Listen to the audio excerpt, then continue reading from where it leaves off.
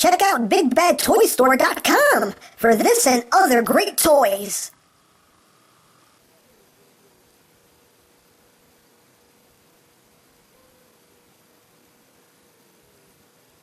Wait a second. I thought Halloween was over. And shotguns? What kind of vampire needs shotguns? This wasn't in Twilight.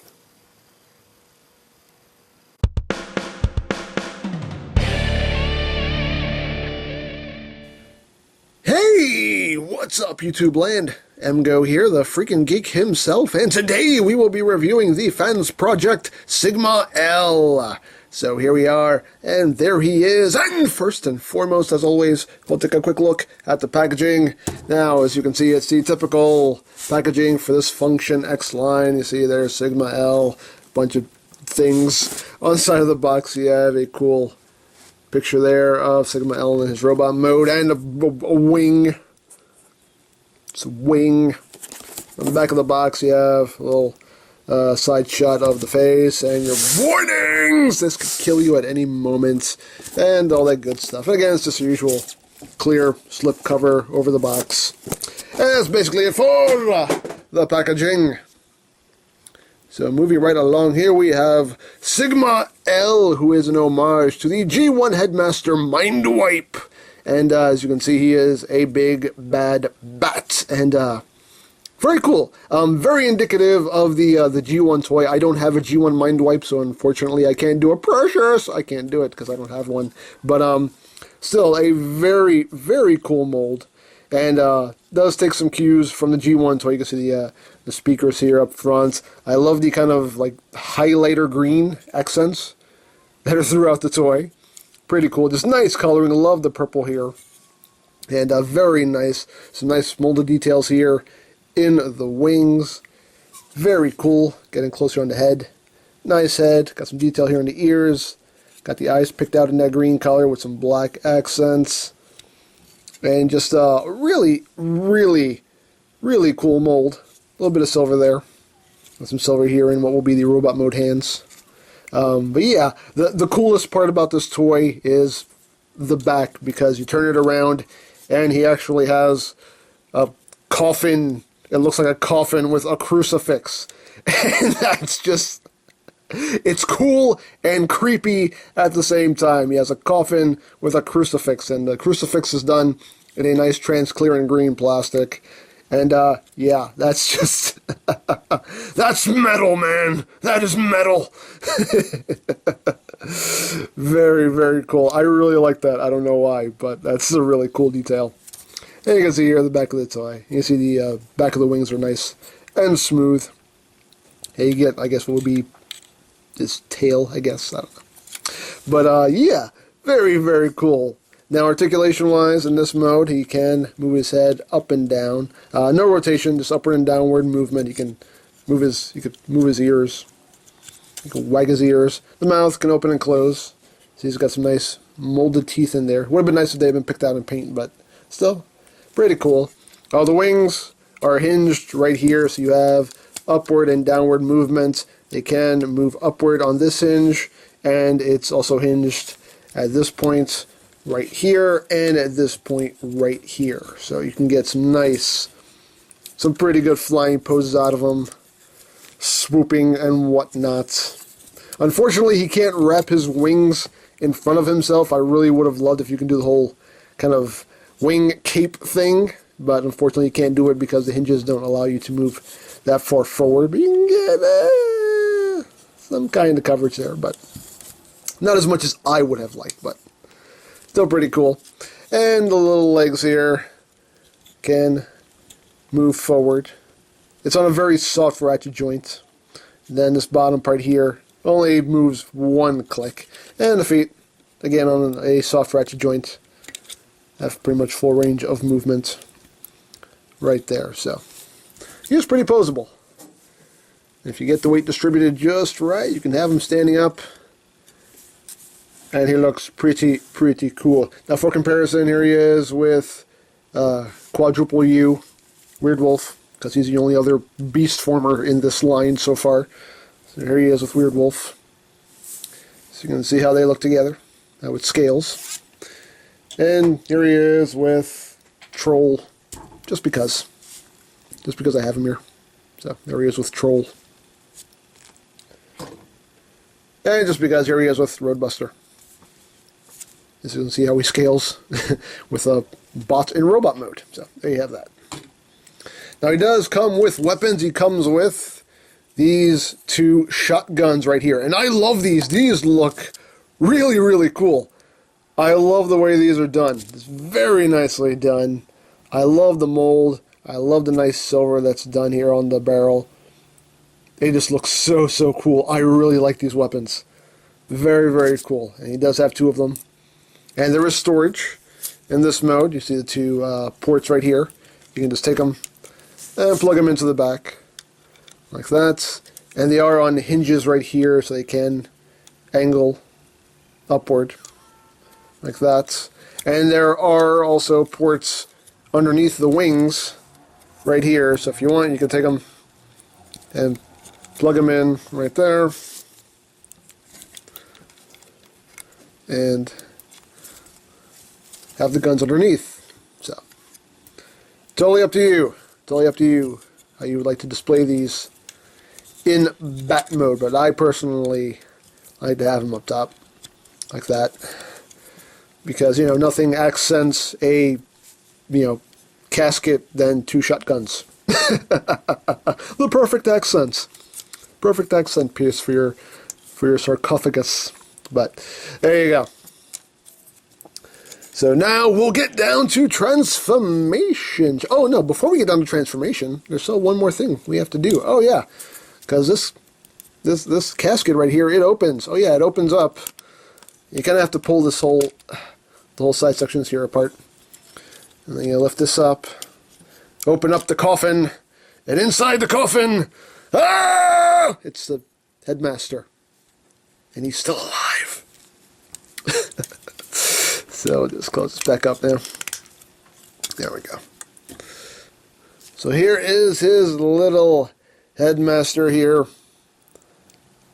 And pretty cool. I like it. Nicely done in purple and black with a little bit of silver there on the chest and on the face. Getting close here. Hopefully my camera. There we go. Nice head sculpt. You know, for being such a small figure, they really do a good job on the head sculpt. This looks nice and crisp, despite how small it is. I like the little bat design there on the chest emblem. Yeah, very cool. Very nice little mold. And the articulation is the usual. You can rotate the arm, 360, you know, legs. Hips can go forward. They can't go back that far. He has a knee joint, more for transformation than anything else. And for comparison, here he is with quadruple U's headmaster. As you can see, yeah, same size. They're all basically the same size. So there you have that. There you have his little partner right there. So there you have him. And now we'll get down to transformation, shall we? Again, let's again. Okay. So first thing you want to do is you want to come up here. You want to untab this section right here from this section. So you're just going to raise this up until it untabs, and there you go. You can see the tab right there, and just tabs right up in there. It helps lock everything in place. Untab that side, and then you're going to open up the coffin. Raise these panels up like that. And then once you have all that done, then you can take these sections here. You can see they actually tabbed in right into the side of the body. You want to take those and bring them out like that. Now you're going to take the leg, you're going to rotate it at the hip. If the wing will get out of the way. Rotate it at the hip just like that. You can bring this down the rest of the way now. You're going to take the little bat foot, you know, straighten this all the way out, and then bring the foot all the way up like that, and then you're going to rotate this whole assembly here right in there. You're going to come right here, you're going to flip the foot out, and then you want to make sure you use this double hinge here and bring this around and close up the leg like that. You want to rotate it. You basically want the speakers facing inward like that. So there you have a leg all done. Second verse, same as the first. Rotate this down. Strain it out. Straighten out the bat leg. Bring up the foot. Bring that up into that cavity. Flip out the foot. Bring this around. Close it all up. Rotate it. And there you got the legs all done. So now you're going to take this whole assembly, rotate it 180 at the waist. Just like that. And then we'll move up here to the arms. The arms are pretty easy. You're just going to take the hands here. Just want to untab them. Bring them out. Bring them down. You're going to take the wings and bring them back on that swivel hinge right there. And then you're just going to rotate the arm at the bicep swivel so that spike is facing backwards. Rotate the hand so everything is oriented properly. And there you have an arm. Second verse, same as the first. Just untab that. Bring it down. Bring that back. Rotate. Rotate. And there you got the arms all done. And with the bat head, you're just going to close the mouth. You're going to bring the ears down. And then take this whole assembly and bring it. And you want to make sure that the head is all the way up. And bring this whole assembly down to form the chest. And then once you have all that done, all the wings always like to cause balance issues, but we're going to deal with that a little bit later. And then you want to take the headmaster, and it's the usual headmaster transformation. You want to make sure that this is pulled out like that. You can already see the face there.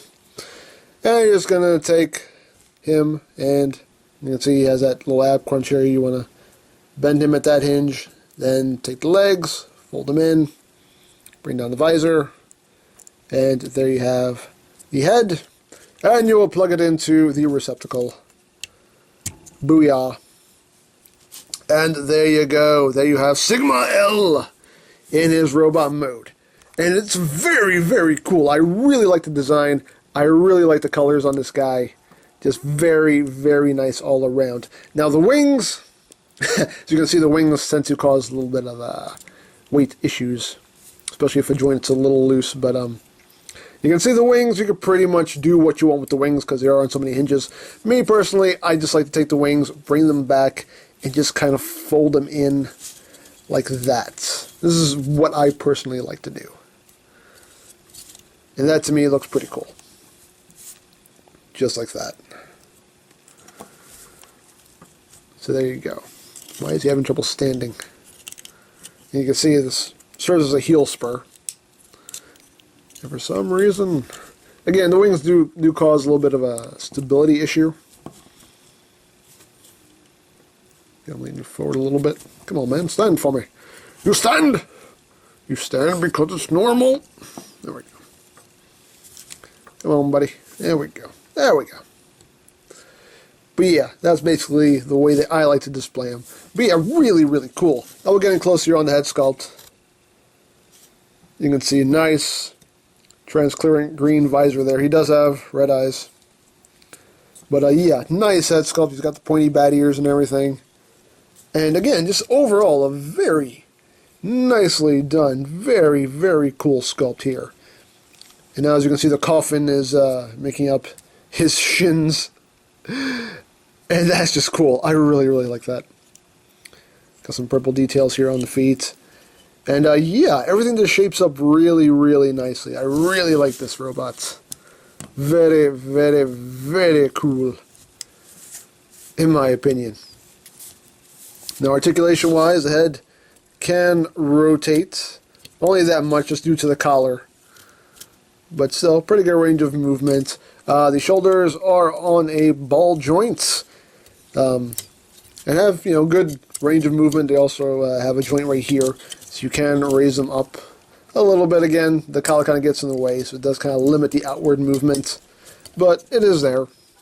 He does have a bicep swivel. He has double jointed elbows. The wrists are on a ball joint. He does have a waist joint. Legs can go forward. They can go back. They can only go outward about that much. Again, just due to the sculpt, it just kind of bumps up against the waist there. You do have a thigh swivel. You have 90 degrees of movement there at the knee, and the feet can pivot up and down slightly, and you get some good ankle tiltage going on there. So, pretty posable. One thing that does bug me is the fact that the wings are attached to the shoulders. I really would have preferred if the wings were attached to the back, just because if you want to put him in a pose where he has an arm up, the wing is going to go with it, and it kind of breaks up the silhouette, and that kind of bugs me, you know, because unfortunately these wings will swing down, but they won't swing up. You can see there's just a stopper right there. So if you raise your arm up, you can't just swing the wing up to keep the silhouette. So that's the only thing that bugs me. That's the same thing that I didn't like about Generations Bumblebee, is that the door wings were attached to the shoulders. Because if you want to put them into any kind of meaningful pose, it ends up just totally breaking up the silhouettes. But it's alright. Not the end of the world. Just a minor little gripe. Now, of course, he can hold his shotguns. I love these shotguns. I love them so much. I wish all robots came with these weapons. Third-party companies, Hasbro, Takara, make this gun for every toy that comes out ever. For the rest of eternity. Okay, maybe not. That might get annoying after a while. But I love these shotguns. I really do. But there you go. Him wielding his shotguns. And if you want for storage, again, you have those ports right here. You can take them and plug them there for storage if you want. Totally up to you. And he actually still has the ports down here, so I guess if you wanted to, you could even plug them in right there. For storage, why not? Dare I say why not? So, there you go. But all around, though, a very, very cool toy. I really, really like him. Get his wings just the way I like it. There you go. There you go. Now, for comparison, here he is with Quadruple U. So you can see he's actually a bit taller than Quadruple U. Here in robots mode. And here he is with Smart Robin. And again, a bit taller than Smart Robin. Here he is with Code. Again, bit taller. And just the heck of it, again, here he is with Troll. You can see, a little bit shorter than Troll. He's such a troll. And here he is with Roadbuster. As you can see, a slight bit shorter at the head than a modern Voyager class figure. But yeah, as far as this guy is concerned, very, very cool toy. Again, Fansproject, they know how to make them transforming robots. They just do it, and they do it well. Like I said, the only real gripe I have about this figure is just the placement of the wings. Like I said, I just wish they were on the back proper instead of on the shoulders, just so it didn't break up the silhouette when you want to pose him. But other than that, it's still a really, really cool toy. And I definitely like him. I would definitely recommend him. Very, very cool. I dig it. I dig it very much. And he has that's metal right there, man. That's metal. I love that. So, I think that's pretty much it. So, don't forget to check out EmGames, check out Lori Plan, follow me on Twitter, all of that good stuff down in the description below. And I think that's pretty much all there is to say. So, there is the Fansproject Sigma L, and this is EmGo saying, remember, you don't stop playing because you grow old, you grow old because you stop playing. Be geek, be proud. Boom in your face! Hey, you know that little Prime clone you built? Yeah? Well, it asks Jetfire for burritos. Burritos! Prime likes pizza bagels. Who programmed it? Me? Yeah. So what'd you do wrong? Look, I don't know, okay? Slip my mind, okay? Jeez. All day, all I hear around here is burrito, burrito, burrito, burrito, okay? Can you blame me? Jeez.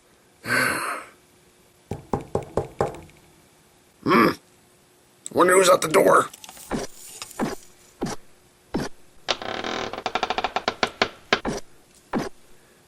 Can I help you?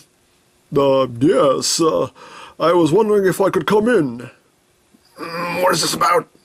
I wanted to talk to you about your long-distance service provider. We're Decepticons. We don't pay for anything, so unless you can beat free, we have nothing to talk about. Okay, listen, I'll level with you, okay? I'm a vampire. And I cannot come into your home unless you invite me in. Okay. What are you gonna do when you come in? Well, my ultimate goal is to basically take over your minds and to basically kill you and drain your life force, which would in turn kill you. You get what I'm saying. No, I get what you're saying. Wave! It's for you! Really? Come on in! You're welcome.